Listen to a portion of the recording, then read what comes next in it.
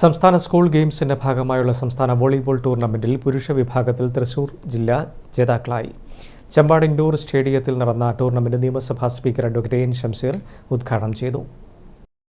67ാമത് സംസ്ഥാന സ്കൂൾ ഗെയിംസിന്റെ ഭാഗമായുള്ള സംസ്ഥാന വോളിബോൾ ടൂർണമെന്റിൽ 1-3 സെറ്റുകൾ നേടിക്കൊണ്ടാണ് തൃശൂർ ജില്ല തിരുവനന്തപുരം ജില്ലയെ തോൽപ്പിച്ചത്. കോട്ടയം ജില്ല 3ാം സ്ഥാനം നേടി.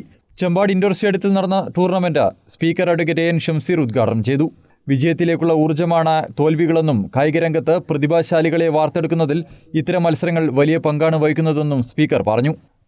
ഇവിടെ ഞാൻ വന്നപ്പോൾ വോളിബോൾ സംസ്ഥാന സ്കൂൾ വോളിയുടെ ഭാഗമായ ജില്ലാതല മത്സരത്തിൽ തിരുവനന്തപുരവും കോട്ടയവും തമ്മിലായിരുന്നു മത്സരം.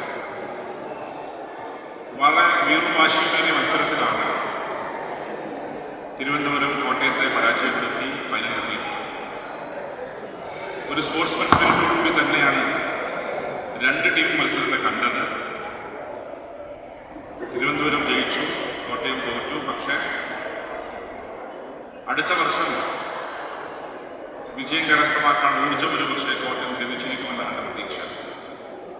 തലശ്ശേരി ഇവിടെ കൂടിയിരിക്കുന്നവർക്കറിയാം, ക്രിക്കറ്റിൻ്റെയും ബാസ്കറ്റ്ബോളിൻ്റെയും ഹോക്കിയുടെയും നാടാണ്. പക്ഷേ തലശ്ശേരി അസംബ്ലി മണ്ഡലത്തിൻ്റെ ഭാഗമായ പന്നന്നൂരും ചുക്ലിയുമാണ് വോളിബോൾ എന്നുള്ള പ്രചാരം. വോളിബോൾ പ്രധാനമുള്ളതുകൊണ്ടാണ് ഇൻഡോർ സ്റ്റേഡിയത്തിലേക്ക് സംഘാടകരെ തെരഞ്ഞെടുത്തത്.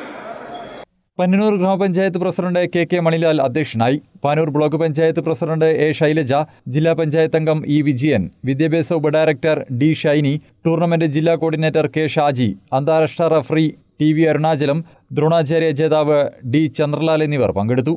വനിതാ ടീമുകളുടെ മത്സരങ്ങൾ വെള്ളിയാഴ്ച നടക്കും. ടൂർണമെന്റ് 27-ന് സമാപിക്കും. News bureau, Thalassery.